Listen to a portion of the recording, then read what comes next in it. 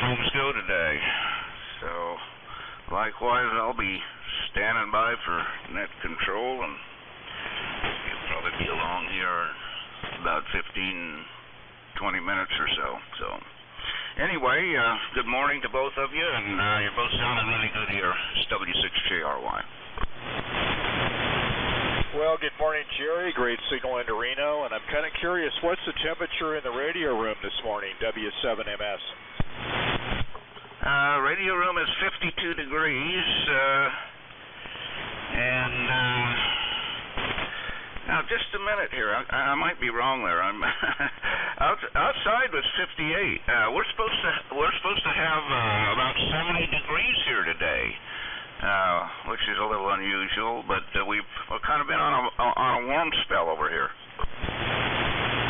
Oh, absolutely. I took a look at the weather forecast this morning on the interweb, and they claim a high of 60 in Reno this morning. It'll be a little cooler up where I am, but I think it's time to go outside, go for a long walk. I'm looking forward to a spring day. It's not going to last, but it's a nice break from winter dank, and yeah, a little cooler in the operating position than maybe outside temperature, and I'm not surprised. It's somewhere in the 40s external, and probably in the low 60s here in Studio A, W7MS.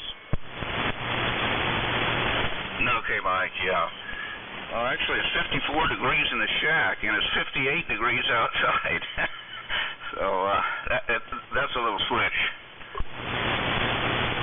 Well, that's great. That shows that it's a great time to fire up the radios. And of course, there's the extreme temperatures of summer where turning on vacuum tube equipment can be a little uncomfortable. But it's nice to have a toe warmer this time of year. Yeah. Okay. Okay. Well, we're just gonna stand by here and get a cup of tea and see how things pan out. It's W6JRY. Okay, Jerry, W6JRY with W6AQU, W7MS. Yeah, it's looking really good this morning. Good propagation and a clear frequency. And it's looking forward to the operating event, the Dogfight / shootout, W7MS.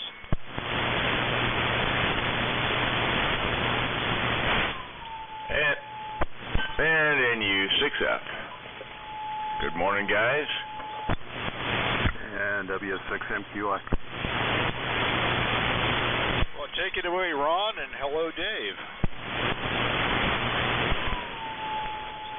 Good morning there, Dave.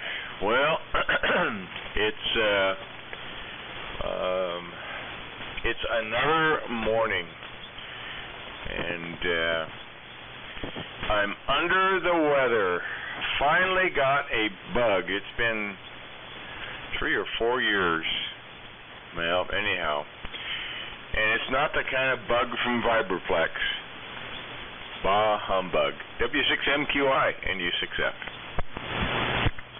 NU6F, W6MQI. Well, sorry to hear that, Ron. Yeah, it's well for me too. I mean, is it like a flu or something, or just a regular old cold? Well, at this point, I think it's just a regular old cold, but I don't know. There's been, enough people talking about some other kind of flu that's been going around, but maybe it's just a cold. So at this point, we will just expect that. And other than that, lots of soldering iron time on the bench. Now we're actually getting heavy duty with a lot of scope time on the bench in my remote tune project for the 174. It's almost getting to banging my head against the wall now. But, all right, well, good deal. I'm going to stand by. W6MQI. And I heard AQU, Jerry, and Mike, and U6F.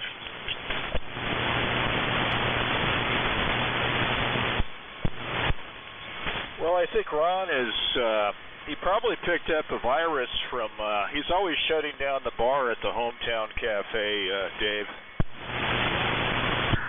Too much time with those barflies. That's right. And he's overcome with binary code decimal BCD. He's, his immune system has been totally deleted.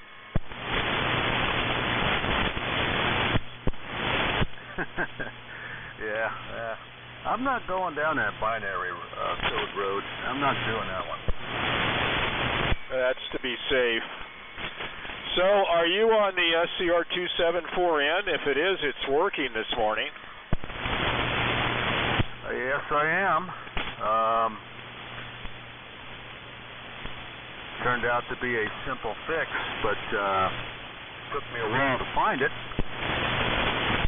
Well, you found it, and congratulations. I'm on a device, and I wouldn't give the monologue during the rotation, but I got my Collins 18S4 going between last week and this week, a little sooner than I thought, so it is up on 3974.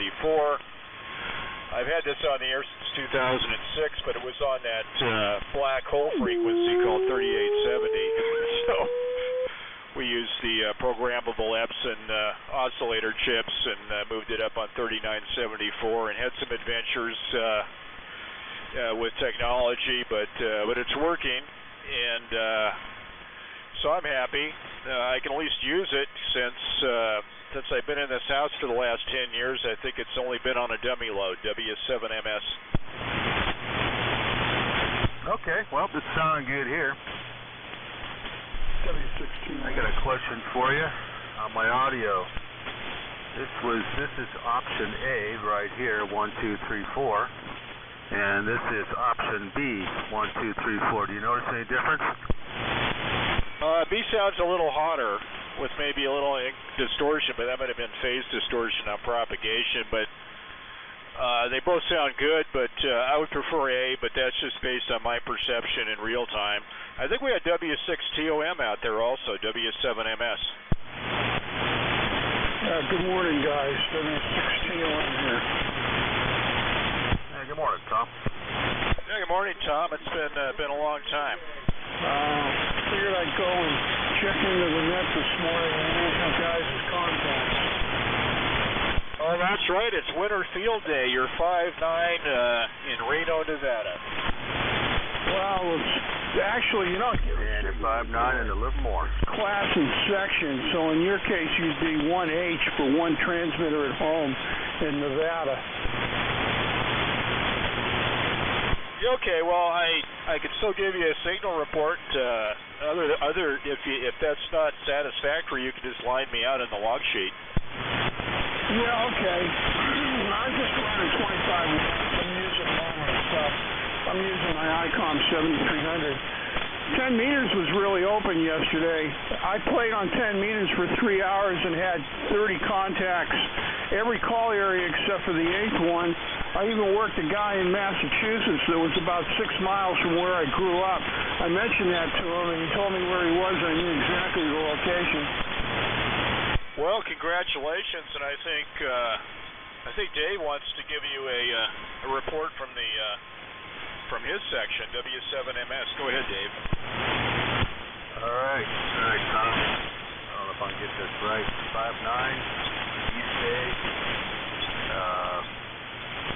one transmitter, whatever that is. Yeah, it'd be 1H meaning here at home. These guys want you to go out and freeze your butt off in the snow. No, I'm sorry, that doesn't make it with me. But anyway. Well, it's probably cool enough in the radio room, so you qualify. Actually, it's 60 degrees in the garage. It's pretty nice here. Yesterday, it got up into the high 60s, and I think today's going to be about the same.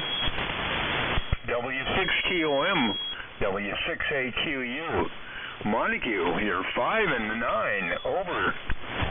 Yeah, good morning, Bob. How you doing? Hey, what's your ARRN section in up in that area? I do not know. Yeah, okay, no problem. I can look it up.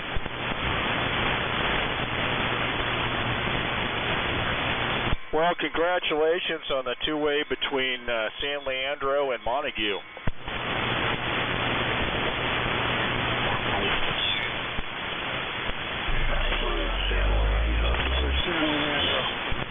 I know, I always had to say that because I know you love correcting me. Actually, I'm close enough. I mean, the actual line is less than a half a mile from here. But I know it's kind of, you know, I guess I could even, I could say Union City, and that would probably really make you mad.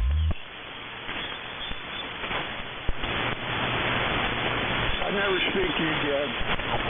Yeah, I totally understand your response. November 6, Bravo, Charlie Douglas. Yeah, you're S9 into the Santa Clara Valley. Okay, I copy N6BCT. Thank you. And NU6F. Good morning, Tom. The other Reno station. The voice of Reno. Good morning, Ron. W6TON. Yeah. All right. Well, enjoy the cold garage. You are 5 by 7 at whatever I am. 1H, actually 1H or 4F. I'm not sure which code I am. All right. Well, have fun with field day. And U6F.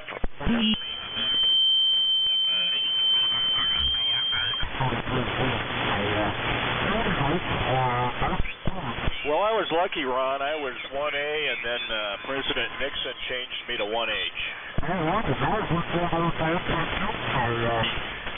See, and now you can say I'm not going to badmouth Tricky Dick.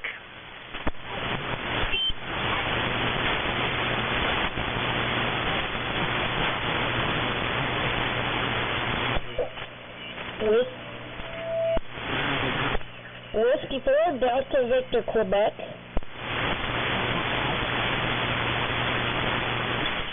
Wow. Good morning, Carla. Boy, you're going to make Tom's day. He's going to make another Dayton contact in U6F. NU6F, this is Whiskey 4, Delta Victor, Quebec, and I was just seeing how my signal is. I'm on the TCS 13 set, and just checking to make sure everybody can hear me. I can hear all of you fine. W4DBQ correct. Hello, Carla. This is W6JRY on Forest Ranch. And, of course, loud and clear in Reno. As well as Livermore. Not bad in Pine Mountain Lake. There you go, Ron. It's your chance for a squirrel report. Yeah. You know, that squirrel is asking for it. The weather's warming up, and I'm sure that Vern is loaded for squirrel. Good morning, Vern, and U6F. Good morning. There was someone on here from, wait a minute, I'm not there, I'm transmitting.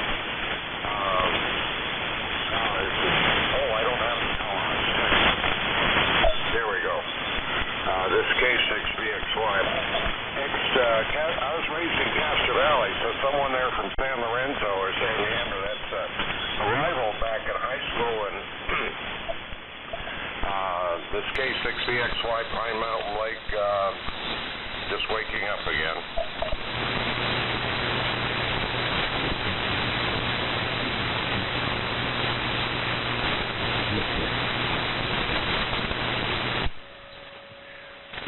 Well, okay. It sounds like there's a lot of activity, so we might as well get going here on the Nevada Vintage Military Radio, Airborne Radio Dogfight. Yeah, today's today. And not particularly any rules. Just operate anything that's airborne, or was airborne, let's put it that way. Anything that was on an airplane is okay. Transmitter, receiver, or both. And nothing special, no awards or anything like that. And but you do get a commemorative QSL card. And so that is the motivation for checking into the dogfight. This is WA7YBS, incidentally, Henry and Dayton. I'll be net control. And pretty much we'll run just like we normally do. Numbers will be assigned, things like that, and uses with a handoff, all that sort of stuff. And what we'll do is say what you're, tell us about what you're running, and where it was used. I'm on an ARC-8 station, well, sort of an ARC-8 station. It's not running on a aircraft battery charger bus system, and of course it's not airborne, but it's the ART-13, the A version of the ART-13 in combination with the BC-348R. So, and we're running to a collinear array, about 120 watts of power. Well, who I've heard so far, and in the order that I've heard them, is Ron, NU6F. Good morning, Ron. You'll be in the number 1 spot. Number 2 spot is Mike. Good morning, Mike. And good signals from you two guys. Number 3 is Vern, K6VXY. Good morning, Vern. And number 4 is Bob, W68QU. Good morning, Bob. So number 5 is open. Let's get some check-ins going here. So if you want to get in on the dogfight, well, number 5 is open. Let's get started. W6JRY. W6MQI. W6TOM. W4 Delta Victor Quebec. W6SSP.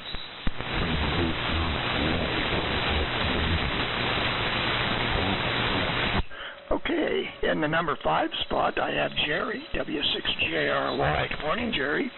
Good signal. In the number 6 spot is Dave, W6MQI. Good morning, Dave. I bet you're on the ARC-5 station because you're not real strong, but I am copying you. And number 7 is Tom, W6TOM. Good morning, Tom. Good signal in here. Number 8 is Carla, W4DVQ. Pounded in here. Good morning, Carla. And number 9 is Steve, W6SSP. And good morning to Steve, coming in here fine. So let's see who else is out there, wants to get in on the dogfight. Number 10 is open. You can check in now.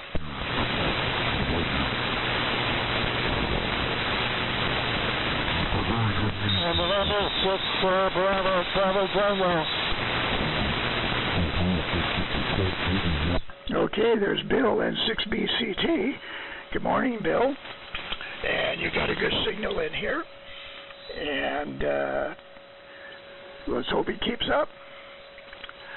Let's see. I'm going to try one more time and see where Chuck is. Did I miss him? Number 11 is open. Go ahead if you want to check in. 30 BWC.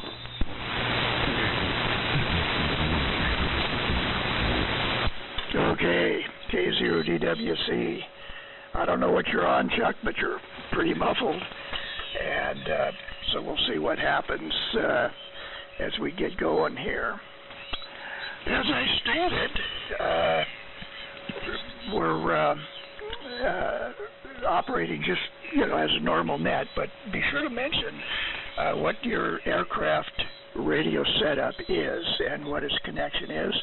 And of course the ARC-8 station, like I'm running, ART-13 BC-348, was used in the B-29s towards the end of World War II.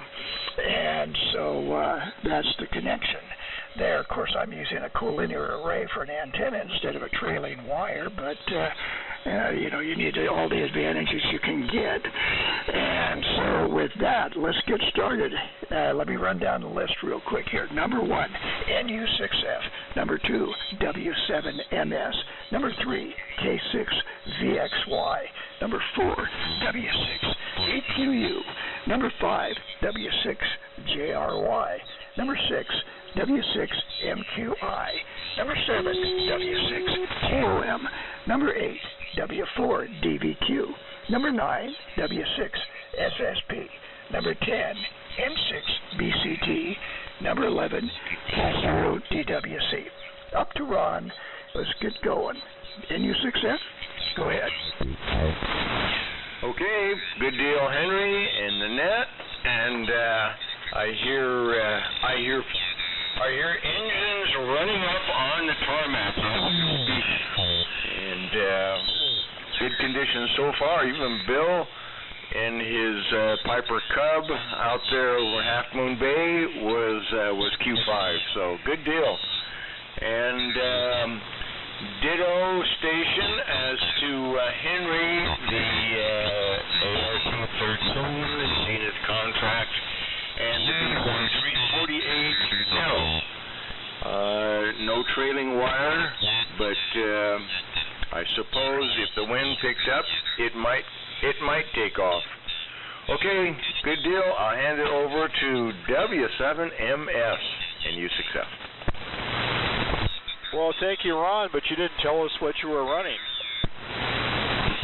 Yeah, I just said ART-13 and the BC-348. You must have had the mute button on. Okay, I missed that in the front end. I was playing with the volume here, so my apologies. Everybody else heard it except me, but thanks for the repeat. NU6F, W7MS, Mike and Reno. Good morning to all of you.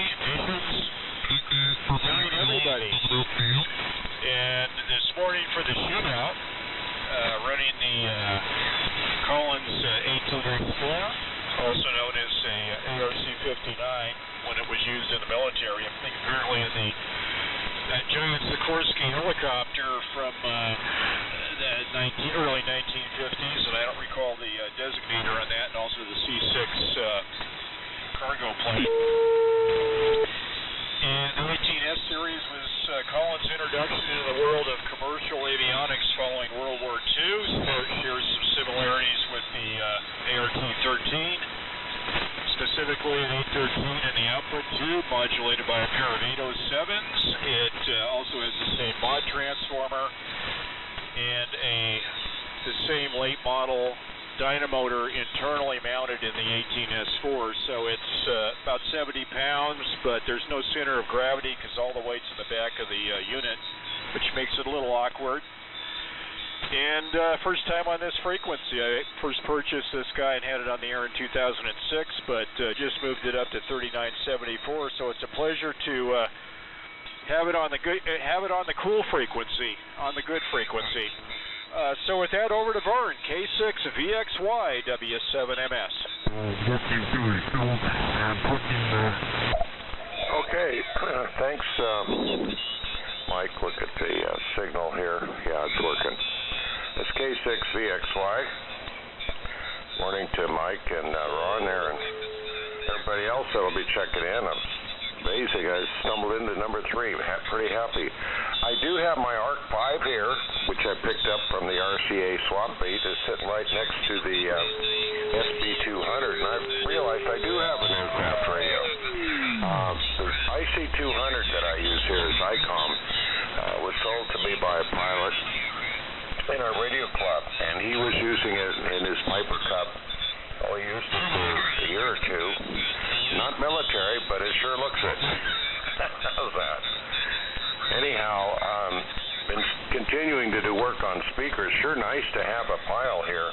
I picked up this off the internet, and it works great. Instead of the speaker that's on the IC200, I've got this one. It's a 3.5-inch with a big magnet in it, a little tweeter in it, and it sure is better than the front-firing speaker. The front-firing speaker is really good for the audio and everything. It's great.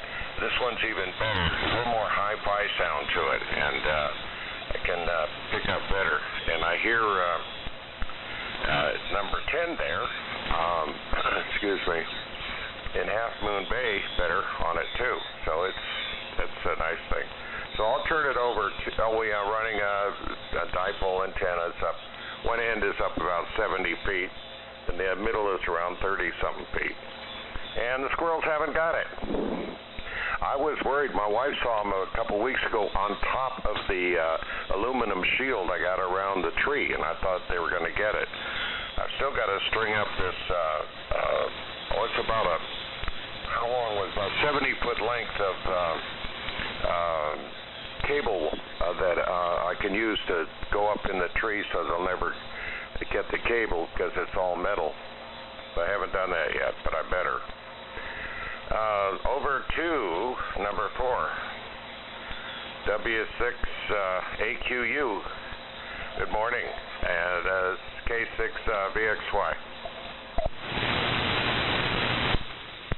Well, thanks, Vern. This is W6 Able Queen Uncle in Montague, California, where it's foggy out this morning, but the rabbits are still running. Well, we're on a 274M, a 3 to 4 meg job. What's that one? That's 196 or something like that. And this is a homebrew unit set up here. It's a 19-inch panel. Has a separate modulator and power supply. 807Ws. Voltage regulated for the oscillator. 104, and we're running 39 watts into a half wave. Receiver's an R388, a little heavy for an airplane, but maybe some of them had them. Our TBY receiver is inoperative right now, so the only thing we got that counts is a transmitter, I guess. So, let's see. Second reports on everybody. Well, I've been in the house on the receiver in there, and everybody's certainly loud and clear right down the line there. Oh. Next station, Forest Ranch. W6JRY. This is W6 Able Queen Uncle. Okay, Bob, very good. W6AQU and the group W6JRY. Just a minute, I'm getting some feedback from somewhere. Where is that coming from? Maybe across the room. Okay, this is W6JRY, Forest Ranch. Good morning to all. Signals are good. Buddy's coming in quite well here this morning. This is Jerry in Forest Ranch. I'm on right now. This radio's the ATD ART13, and that's the transmitter, Navy transmitter, probably late World War II. So stand by a minute, and I'll switch to I'm going to switch to number 2 here. Just a minute.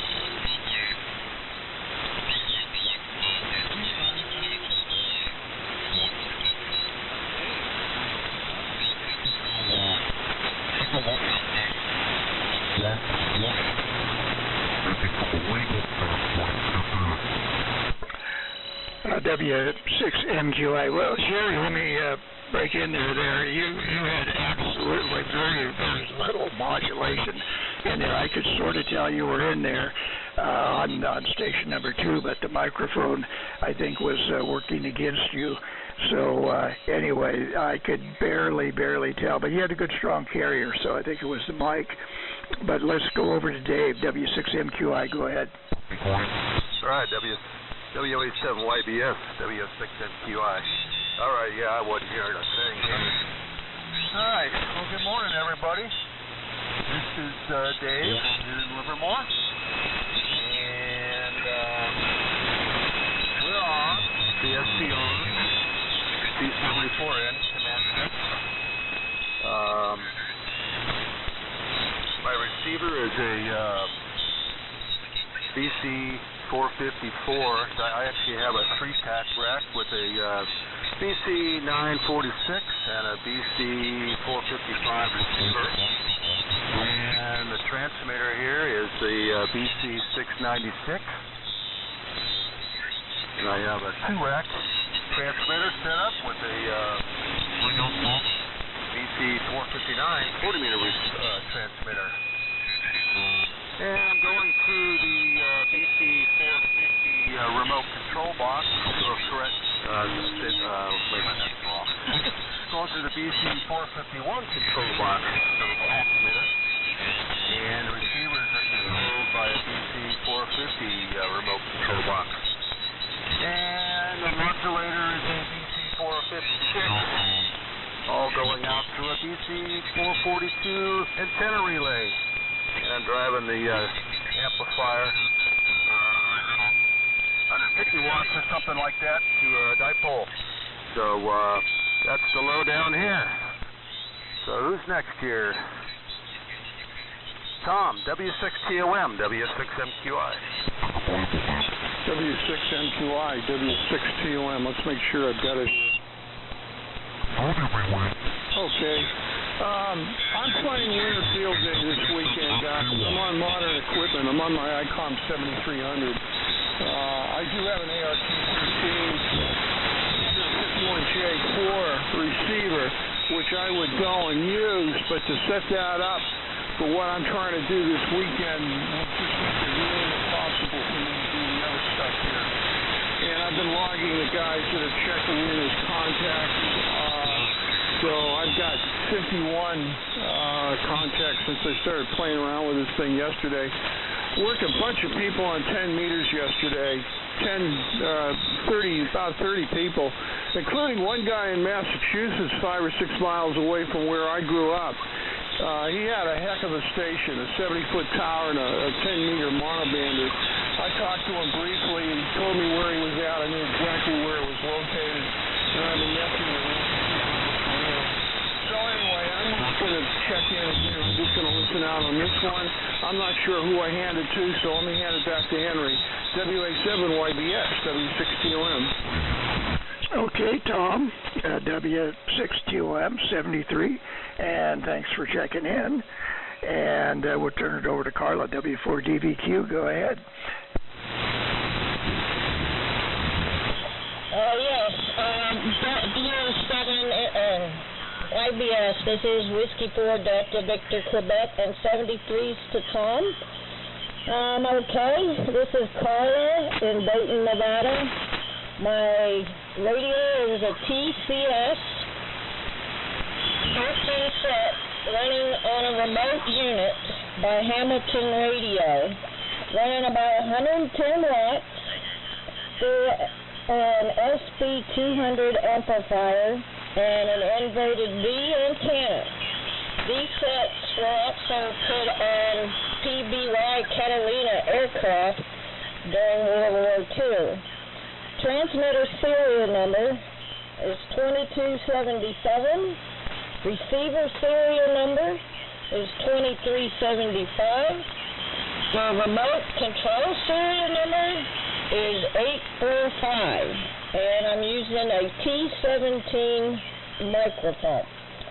So that's my rundown.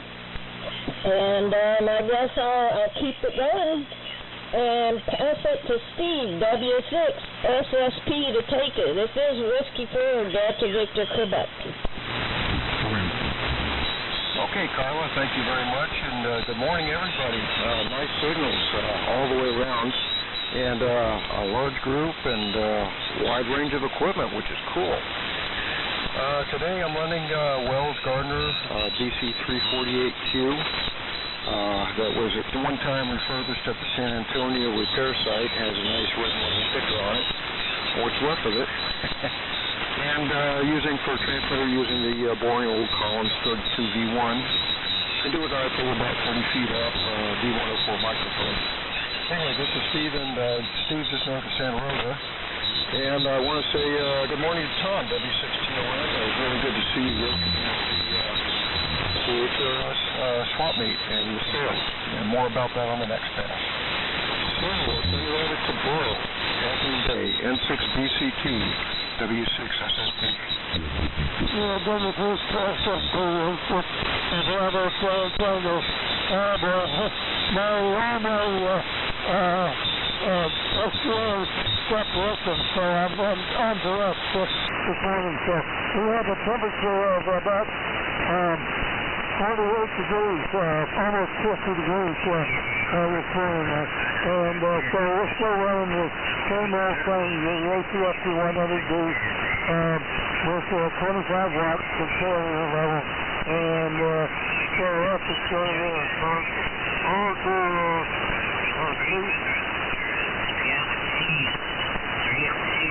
DWC, Bravo, Charlie Tango, go ahead.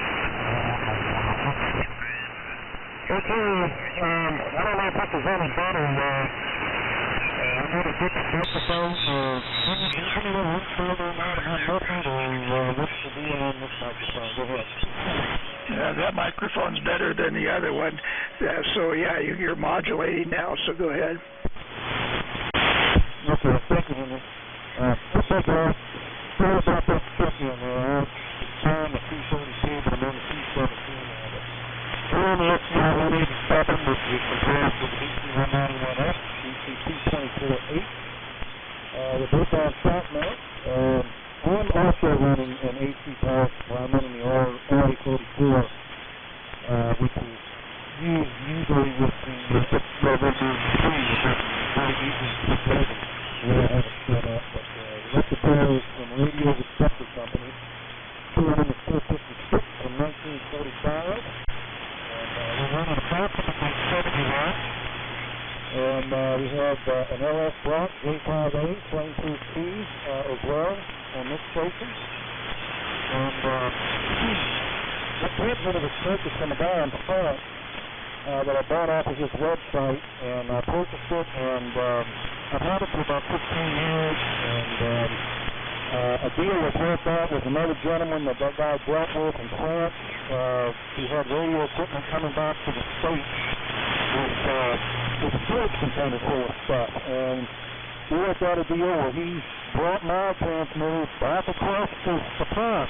Then it came back by ship, and then once it got into back in Texas, the guy sent it to us, and I gave him a shipping list. So it worked out real well. But this is a good transmitter, and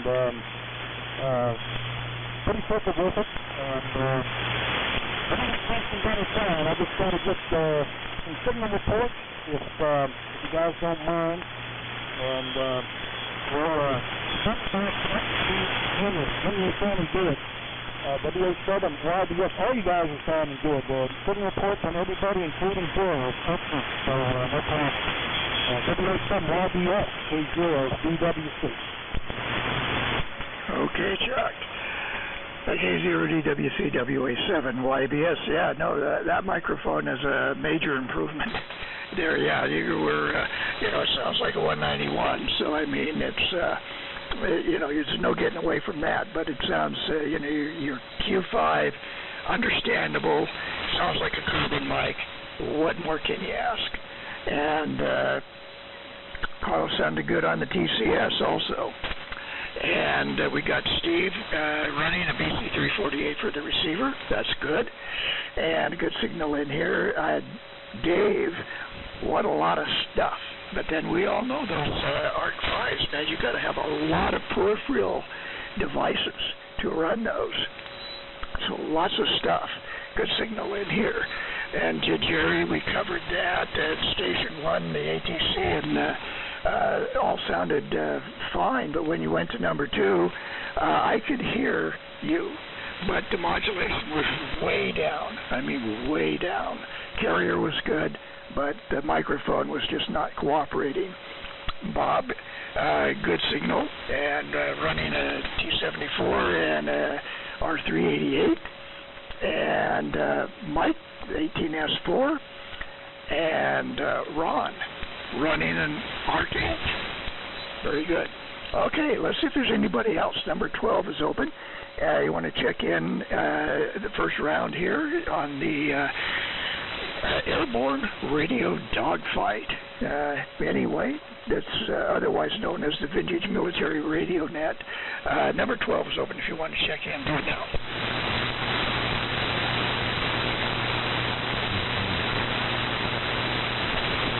Well, I don't think China counts. Broadcast from China. Okay, very good.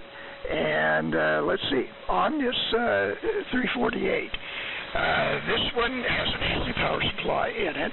So, you know, what can I say? It's just one of those things. It was that way when I got it, but I did rebuild the power supply.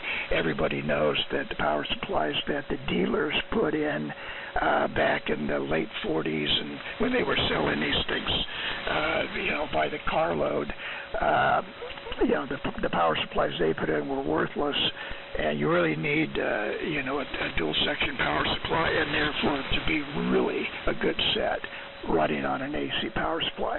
And of course, ART-13s. Nothing wrong with ART-13s. You know, they're very common.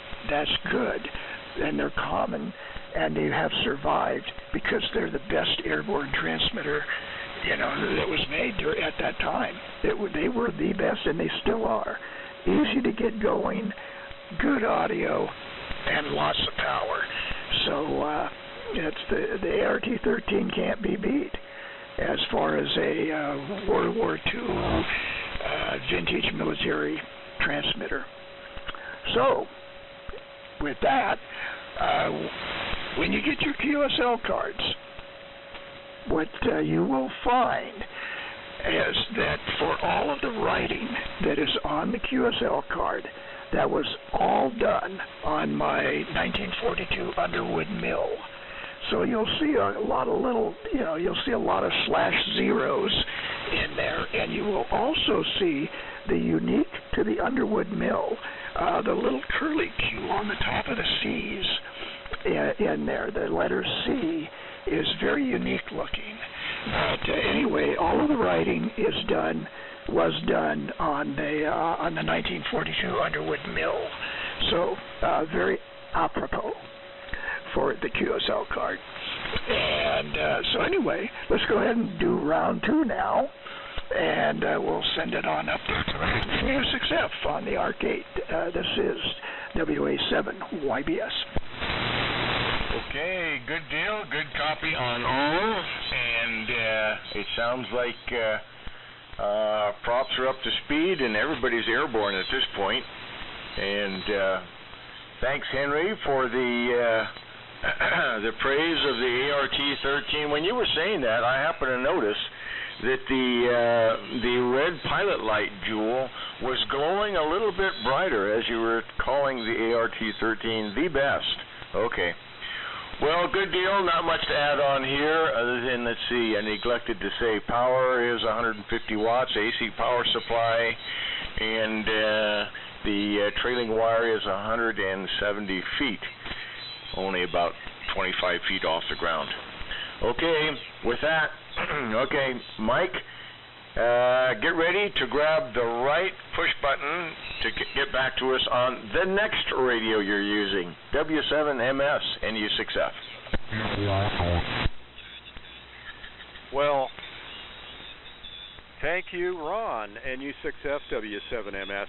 Well, good reception from all, quite an assortment, TCSs to ATCs to SCR-274Ns, BC-191s, And Steve, good job on the 348Q. Glad to hear that that's in the listening position this morning in the arcades. My gosh, I'm impressed. Well, yes, I did switch over to the Collins ARC-2, of course designed late World War II, and was fortunately late to the show. It didn't have to participate in the invasion of Japan. Things ended a little early for the ARC-2 non-A, and that's driving the Collins 30S1 to about 200 watts of carrier, and being driven with a D104 microphone. 7.3s to Tom, and we'll keep it rolling because the more we roll, the more radios we can fire up. And thanks, Henry. Looking forward to the QSL card and the old power supply bias issues with the 348 series receivers right on that one. So over to Vern, K6VXY W7MS. Okay, thanks, Mike. I'm running, am I tuned up? Let me check real quick here. That's the old SB200, not the aircraft one.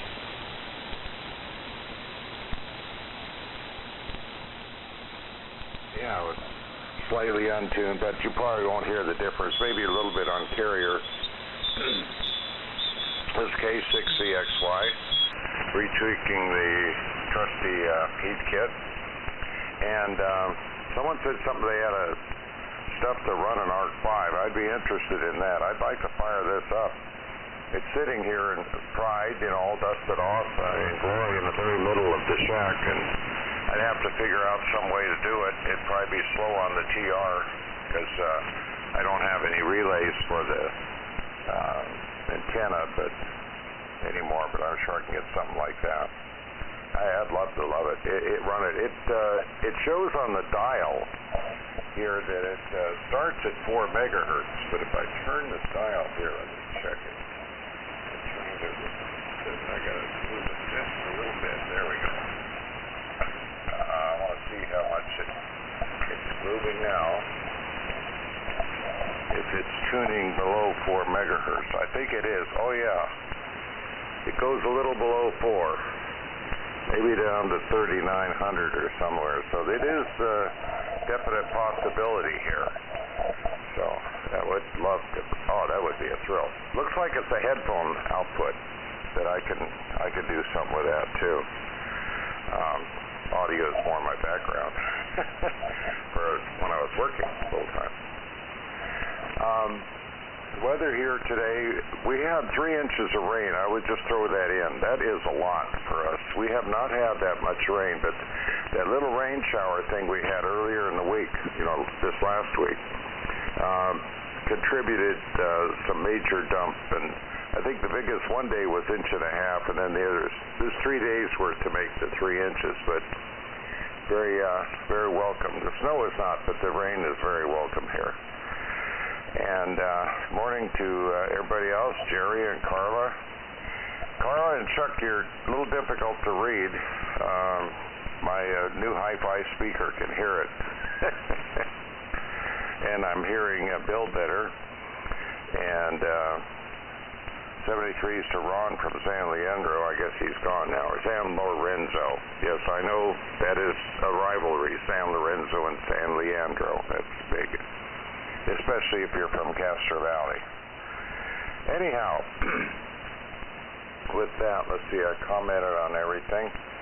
And good morning to Bob, and Ron's got his squirrel report. They're out there.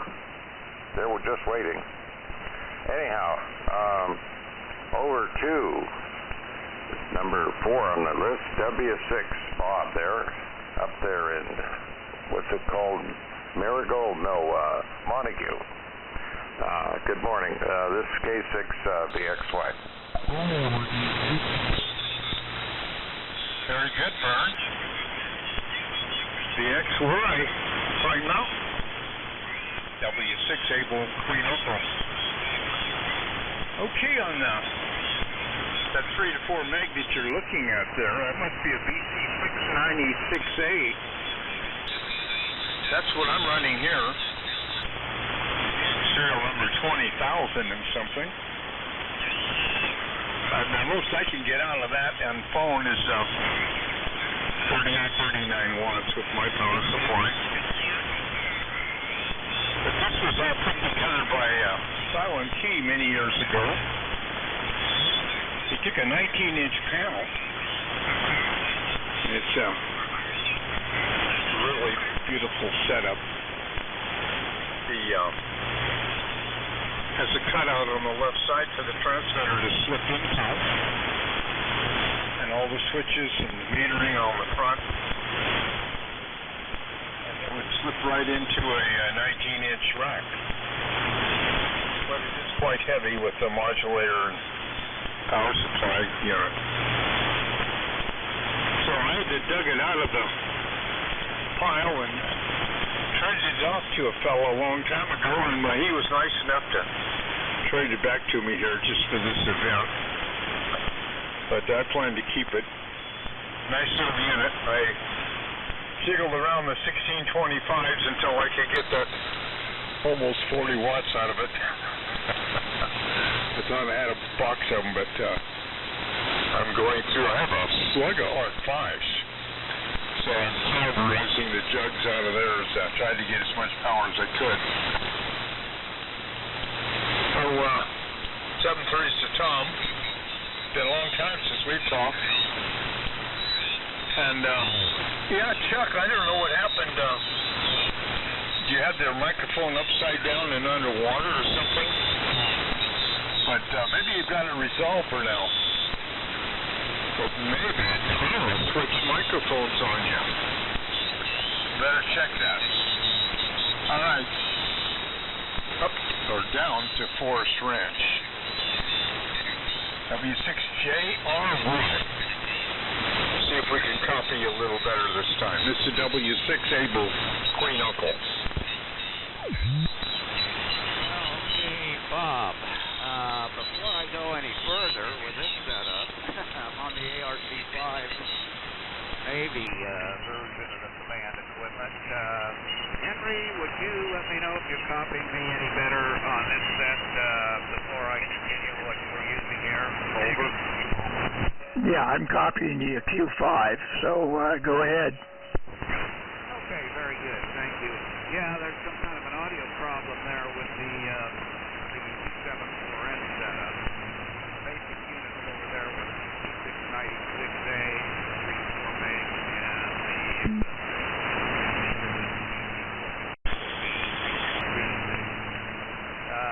okay, we're on the ARC-5 setup over here. Transmitter is the T19 ARC-5, 3-4 meg. Receiver is the ARC-26 ARC-5, 3-6. And it uses the transmitter. We have the regular modulator that goes with it. It's all set up here, the BYA, and we have all the mounting and the control box and so on. So that's the equipment here that we're on now. Power output right now is about 24 watts. 24 watts, and we're using a DC-1104 AC supply. Of course, all the equipment I'm running here is the same antenna. We're on the Delta Loop antenna we're using for an antenna here. I'm copying everybody well on everything here, and actually, to me, the SCR-274N, there's things with it that's not quite as good as the ARC-5. Seem to have the AGC doesn't work as well on the ARC-5, and a number of different things. Some of the stuff is interchangeable, and some of it isn't. I do have the common equipment here is the RE2 antenna relay box, and we're using the D10. We're using the T17 microphone on the ARC-5 equipment here. But I'm comping everybody well, got everybody's equipment all okay, and quite a variety of things. So, and like I say, we did have the proper modulator and everything. There may be some problems with the modulator on the STR-274N equipment. It's a BC-456A, and it's with the DM-33A dynamotor. And we have all the proper control boxes and so on for that setup too. But we'll have to investigate that problem, maybe microphone or something with a modulator. It was receiving okay. I was actually copying everybody all okay on it. All the IFs are a little wide on it, and some of the side frequency interference is a bit of a problem. But anyway, this was mainly low modulation. Check my notes here. I better keep it running. Over to Dave, copying you loud and clear in here, Dave. And everybody, Bill was copyable. Even copying him here on the command equipment here. So we'll shoot it down there to you, Dave. I hope you're copying this thing okay. W6MQI in the group, W6JRY. W6JRY, W6MQI. Alrighty, Terry. Well, your ARC-5s are sounding good. Got some QSB on your signal. When you're down, you're down. I'm not copying you very well at all, but when you're up, the ARC-5s are sounding good. Audio might be a little on the weak side, but other than that, it sounds fine. And Chuck,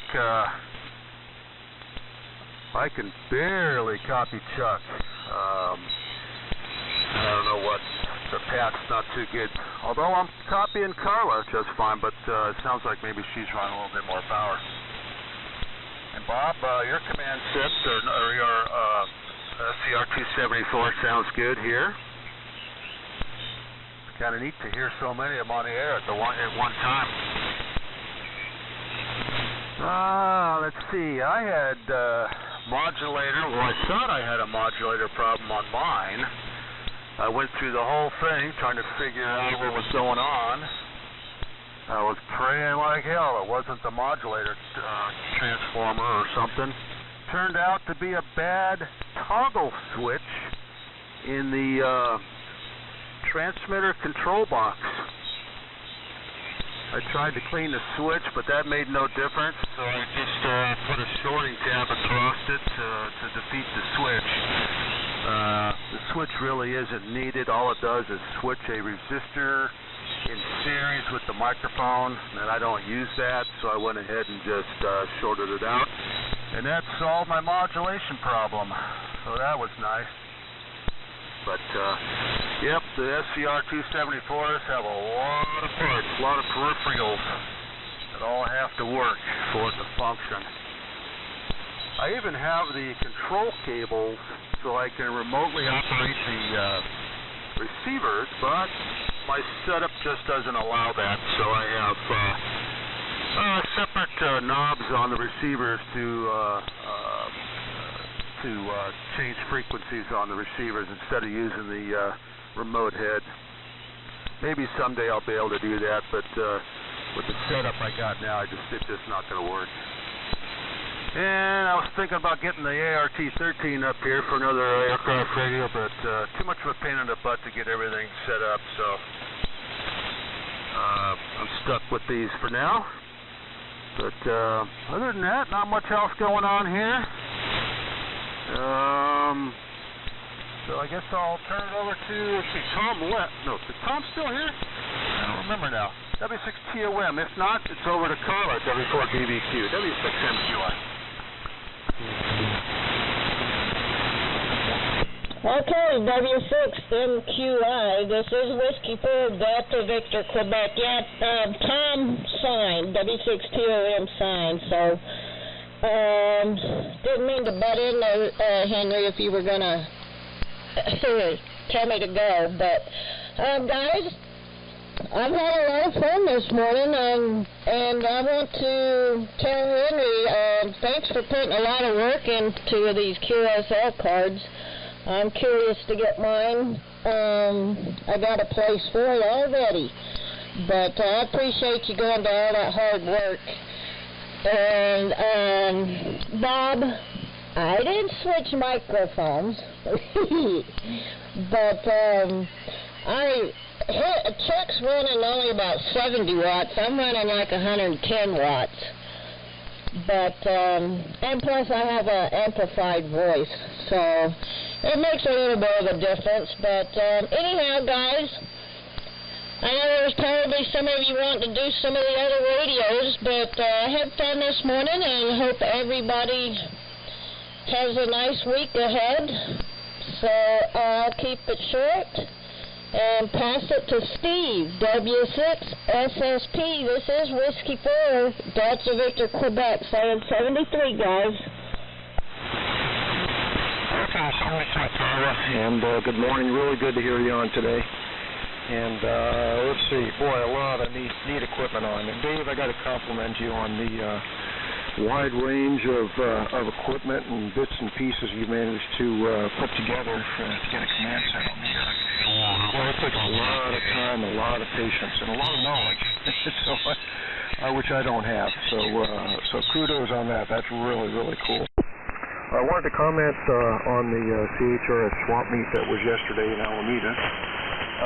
Not much military stuff there at all. In fact, the only piece of military gear was an R808, which is a HF receiver with a built-in teletype receiving converter, and it was in pretty rough shape. And of course, I took it home. I have a really nice one that's missing some tubes, so for the price paid, it was less than it would cost to get the tubes. So I may power it up before I yank tubes out of it and make it turn into a part set, but kind of rough, and but a nice addition here and a welcome piece. Also picked up last week something has been on the back burner for a while. That's what is it here?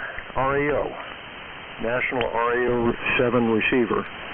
And I wasn't sure what condition it was going to be in. I've been talking to the guy for a couple of months about it, and it turns out to be like new, unmodified with the original connector on the back. And only negative thing about it is all of the identification plates on the front panel, all three of them, are missing. So that's a disappointment, but that's the way it's been here lately on a number of things. It's slathered in MFP, inside and out. Every metal surface, every component, every wiring harness is just slathered with MFP. So I'm not sure what I'm going to do with this one yet, but I'm tempted to replace capacitors and put it on the air, but we'll see. It's in such nice condition, I almost hate to do anything to it. So with that, let's see, preparing for final approach. I'm reeling in the long wire and approaching the USS Hornet and shooting the ball. And as they say, red on white means you're all right, white on red means you're dead. So with that, over to Bill, N6BCT, W6SSP.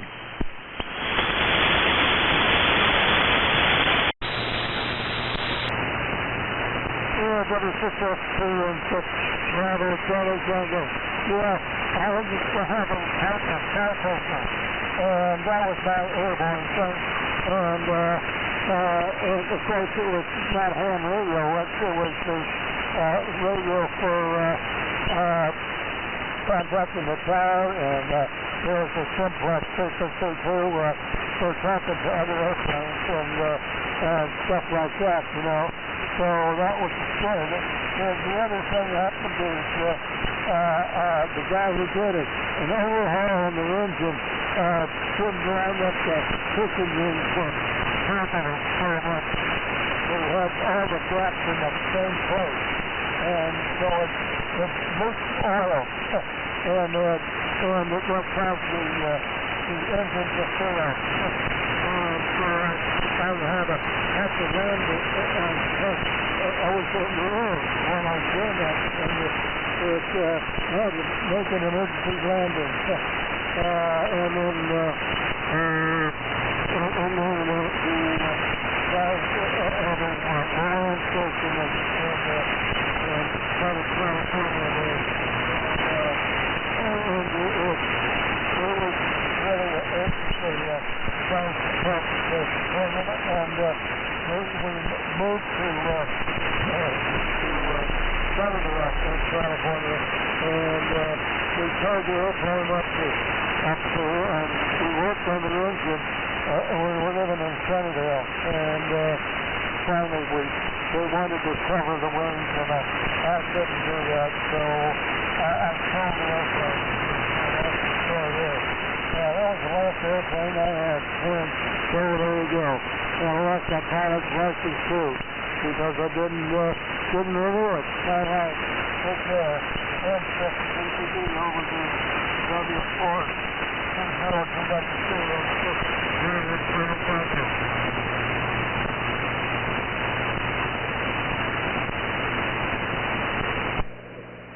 Okay, Bill. N6BCT in the group K0DWC. Alright, well, I shut down the Royal Bill, BC-191. I'm on the TCS now, and 7-3's to call, I am to time. And Jerry, you were coming through just fine with that Arc 5. Well, that was pretty neat. I like that. And Dave, the SCR 274 is really sounding well. And Steve, glad you're running a BC 348. That's great. Good job. So far so good. Everybody's coming in fine. No problems. I think the band might be going away a little bit, but anyway, we'll keep it going. And I will send it back up to net control. So Henry, WA7YBS, go ahead and take it. Okay, K0DWC, WA7YBS, very good. And okay, on the station number 2 for Mike there, the ARC2, and Jerry, station number 2, the ARC5, sounding good. And well, I don't know, on Chuck there, I guess that's station number 2 running the TCS. So very good. On the RAO7, I wanted to mention that here to Steve.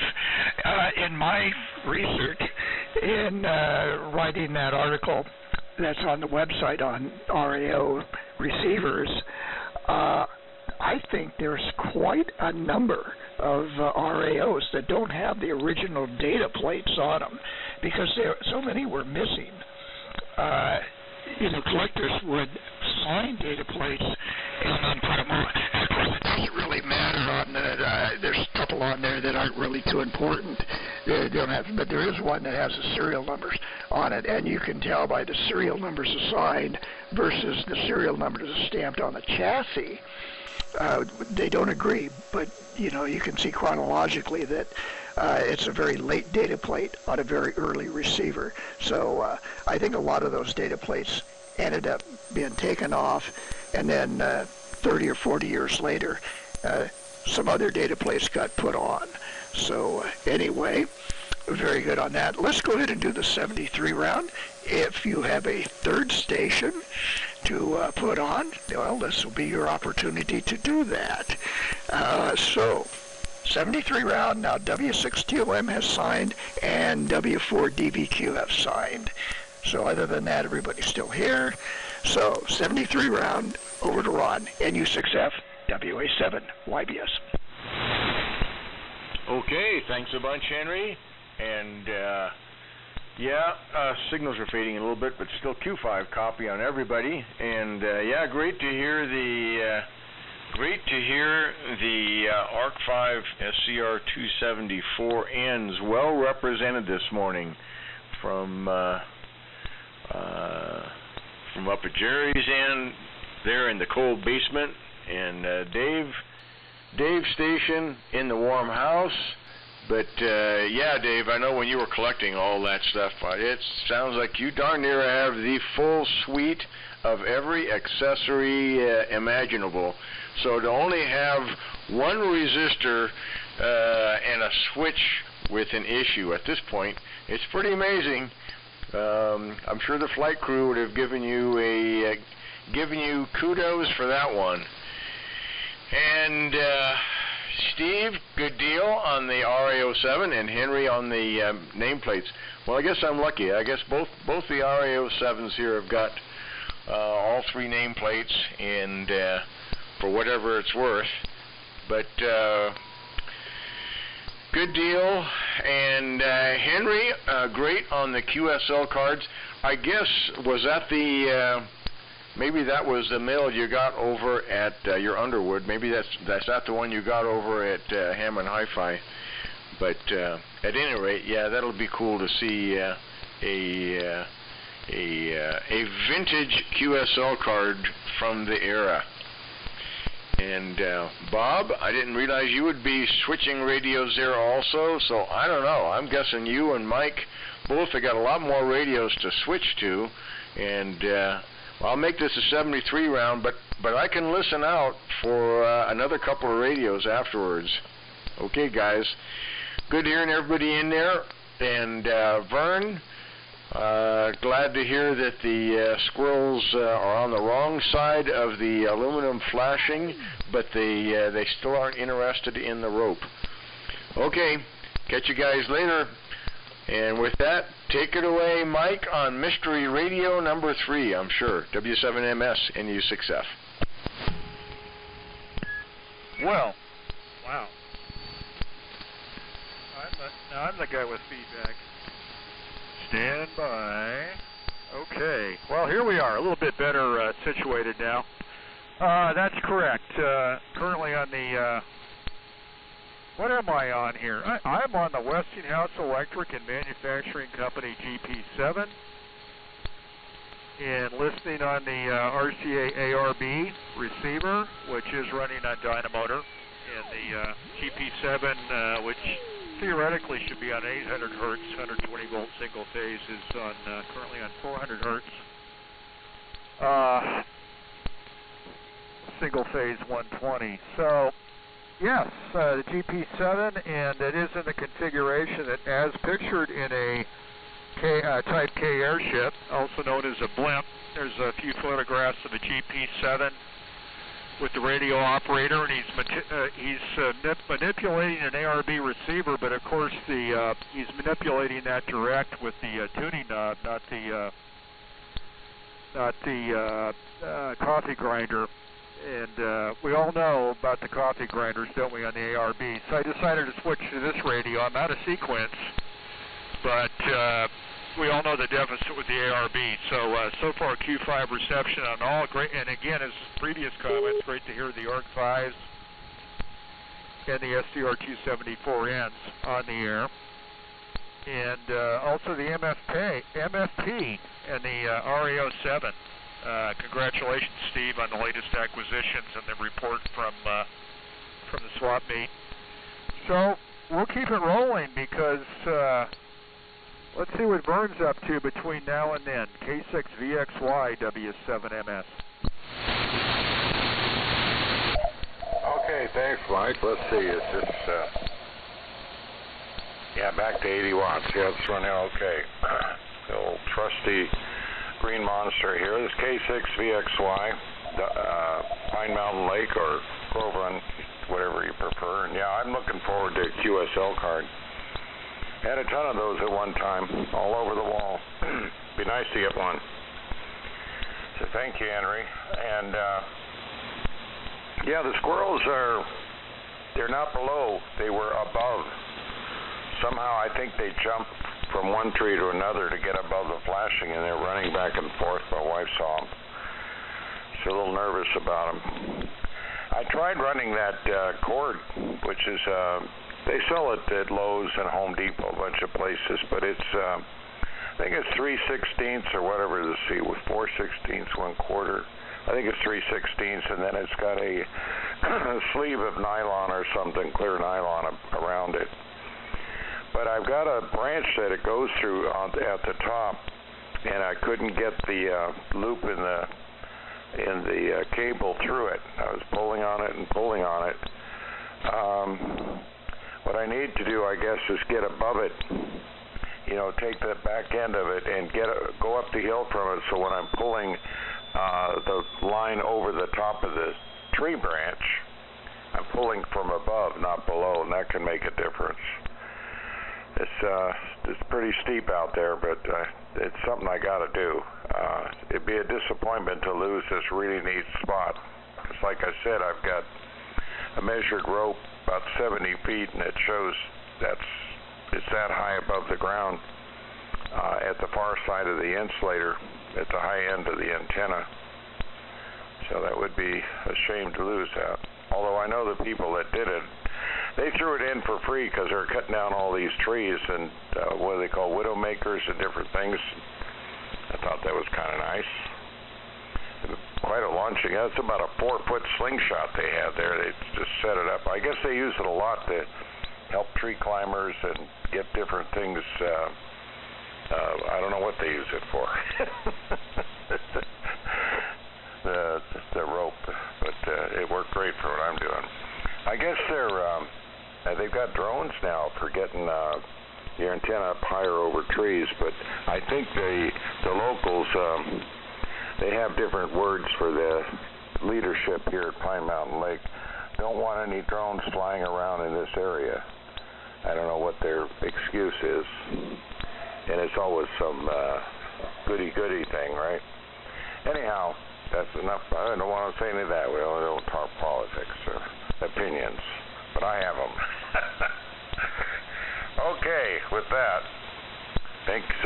Good morning, everybody, and we'll say over there to Bob up there in the Northern California area, W6AQU is K6VXY 73 is all.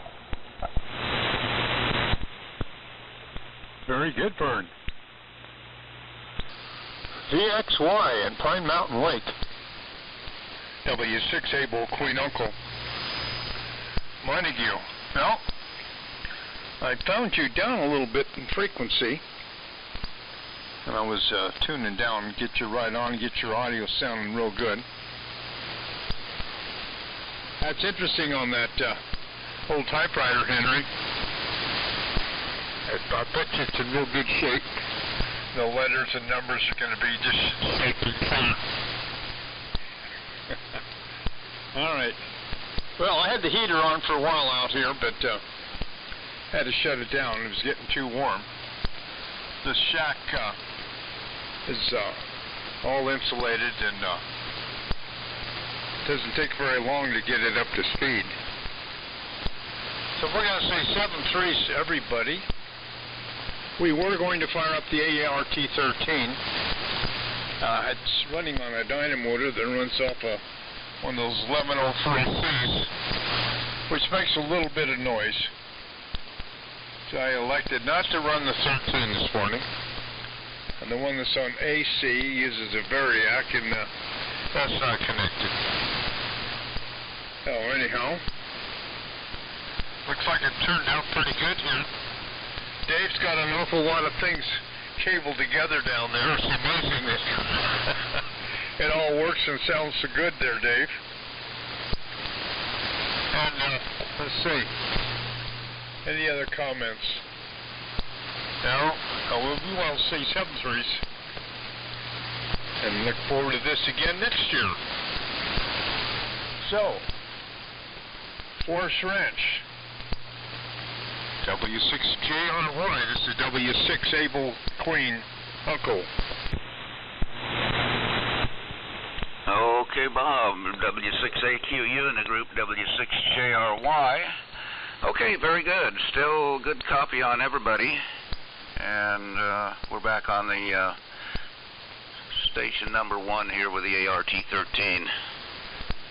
The receiver is the RBM, which was not an aircraft receiver. Nice little receiver, but I could have moved the PC-348 over here, I guess, and hooked it up, but I don't know, the RBM to me seems to work a little better. I think the IF's a little narrow on the RBM4. So everybody sounded great. Mike, the ARC2, I always looked for one of those and never could find one, or get a hold of one of those. At one time I was interested in one, but not so much anymore. And Henry, okay on the mill. Well, I haven't had used one of those since the 1950s, and did a lot of copying 5-letter code groups on one of those things. And they're pretty hard to find. I've looked for one of the regular military mills, and they had them both in the smaller sized typewriters, and then the larger stand-up ones, depending on whether under wood or some of the other versions of typewriters and whatnot. Well, Henry, thanks a lot for all the work you did there and doing and so on. And it's kind of fun to have an activity, makes things pretty interesting, and so we'll be looking forward to the QSL card too. Yeah. I never got out of the habit of collecting QSL cards. It's just one of those things that I got started with, and still enjoy them. So we'll see 73s from here. We'll be listening out, and down there to you, Dave. Well, maybe you and I must have some. I still have a lot of parts, connectors and so on, for some of the control boxes and things. There's some of the control boxes I never did get that I needed, or at least one of them, the proper one for the ARC5. But yeah, I did a lot of hand wiring, and took a long time to find some of the connectors. Some of those connectors are pretty hard to find. But I still have a few junker parts of ARC5s and 274N stuff here too. Very, very popular right after the war.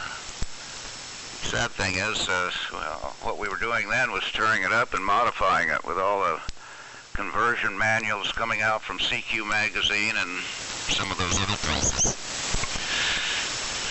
Let's see, the last thing I got here that has anything to do with aircraft was a little thing that was in the paper, Naval Aviation First, that was in the paper the other day on January the 18th, 1911, and Eugene Burton Ely flew a Curtiss two-wing, kind of like the old Wright airplane, off a cruiser, the USS Pennsylvania, anchored in San Francisco Bay, and they had a platform there, and he landed and took off. So that was the first aircraft landing and taking off from a Navy ship back in 1911. And it took the Navy a long time to get interested in aircraft and aircraft carriers. A lot of those old admirals thought the battleship was the best thing to have around. 73s, we'll be listening out. Everybody have a good day, and Henry, thanks again for doing the net and everything else. Oh, I put it over to you there, Dave. Still pounding in here, good signal. W6MQI in the group, W6JRY. And W6JRY, W6MQI, and I have switched over to the ART-13 for radio set number 2. Decided to fire it up. So, yep, everybody's still sounding good, although signals are starting to fade. And, yeah, Jerry, lots of peripheral parts to these command sets. I got lucky with this set. Everything kind of came with it. So I didn't really have to hunt anything down. So I got lucky on that. But I did have to make the interconnecting cables. And we came over a lot of wire. A lot of wires. Some of those connectors, I think, have like 20 wires going into them. But it's all good. Have fun with them. And Henry, again, thanks for setting this up. And I do look forward to my QSL card as well with the funny letters. And other than that, I think that's about it. I know I had some other comments, but I don't remember what they were. So 73, everybody. And probably won't be here next week. I won't be here next week, so maybe in 2 weeks I'll see you guys. So over to Steve, W6SSP, W6MQI. Okay, Dave, thank you. Hey, we'll miss you next week. Hope you're going out and getting some cool equipment to play with. Probably so. Anyway, kudos to everybody for taking the time and putting in the effort to get vintage Airborne equipment on the air. Really cool, and thanks for Henry for arranging the whole thing. And also looking forward to a QSL card typed up on a vintage 1942 mill. Wow. I've also been looking for any mill myself. They're hard to find. They're really hard to find. I've been looking for probably 20 years. I don't think I've ever seen one. So maybe someday. You never know. Anyway, that's it for me. See you all next week, and we'll pass it down to Bill. Let's see, 73. N6BCT, W6SSP. 731. See you next week.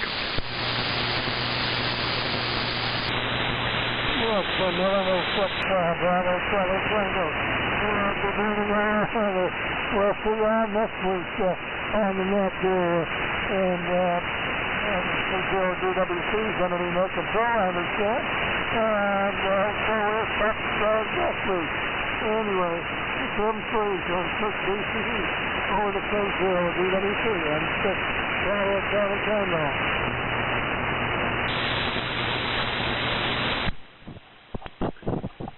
Okay, Bill. All righty. Well, 7-3s to everybody that have signed. I've switched over again. I'm on the ART13, and we're running about 200 watts. And listening through the R45AA or ARR7 aircraft receiver. And I'll say my 7-3s. I do want to congratulate everyone on a successful special event. And you know, when Henry and I got this net started at 16 or 17 years ago, or 15 or 16 years ago, we were pretty optimistic we'd be getting people on the air, you know, for a while anyway. But you know, this net has really turned into be really something, I think, good for everybody. And all this diverse equipment and everything, it's just a real treat to hear all this stuff. So, you know, congratulations to everybody that's put in a lot of hard work getting this stuff up and going and getting it on the air, because it's a real treat to hear. So I do want to thank Henry for putting this on and spearheading this deal, and I think it was very successful. And we'll look forward to seeing you gentlemen next week, or next weekend, I should say. And I'll be net control. So with that, I will send it back up to Henry, WA7YBS, to take it. This is K0DWC saying 7-3s. Okay, Chuck, K0DWC, WA7YBS. Okay, I wanted to ask Mike, W7MS, if he had a station number 4 that he wanted to check in with. W7MS, go ahead. Well, very perceptive, Henry. The answer is yes, W7MS. Well, go ahead and do it. Okay, well, Mike in Reno with station number 4, and that's the Collins 618T2. It's been converted to a 618T3. Military nomenclature ARC 94, 102, 119, 120, and I think the RCAF also had an ARC designator for this puppy, but It's a 1967 DoD contract, serial number 1 for that contract, 100 watts of exciting AME upper sideband. Back to you, Henry. WA7YBS, W7MS. Okay, Mike. Yeah, 4 stations. Wow, you came through. Very good. And I want to thank everybody for putting on the multiple stations, or just the single station. It's an effort really to get airborne radio equipment to operate in the normal ham shack environment. They were designed to be run on an airplane aloft, so they don't lend themselves to being plugged in and operating off the house line. So there's a lot of work involved in getting airborne equipment to operate out of the ham shack. So it's all appreciated, and to show our appreciation, we're going to have another event.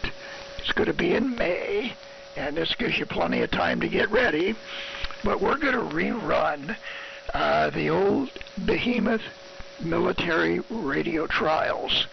The Behemoth military radio trials was that little deal that we had where you run the biggest, the most heavy, the largest transmitter that you got, and that runs the least amount of power.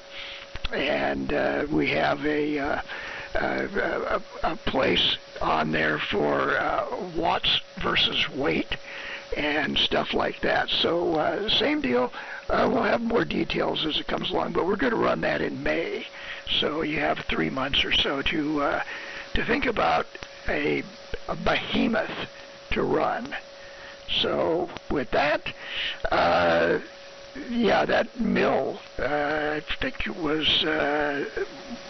Bob, or maybe it was Jerry or somebody. It is an Underwood. It's a 1942 mill. The one that I got, I think it was Ron, now that I think about it. The one I got from Hammond Hi-Fi was a Visomatic, which was a 1960 mill. And it also works and everything. But this Underwood is really good. It's a nice 1942 mill. The hard thing about them is a ribbon that works worth a darn. And so, that's the tough part. So anyway, we will go ahead and say thanks again for everybody participating in the Dogfight. Everybody have a good week coming up. And Chuck will be net control next week, so 7-3 all around. It's WA7YBS, and I'll be closing the Vintage Military Radio Net and signing off.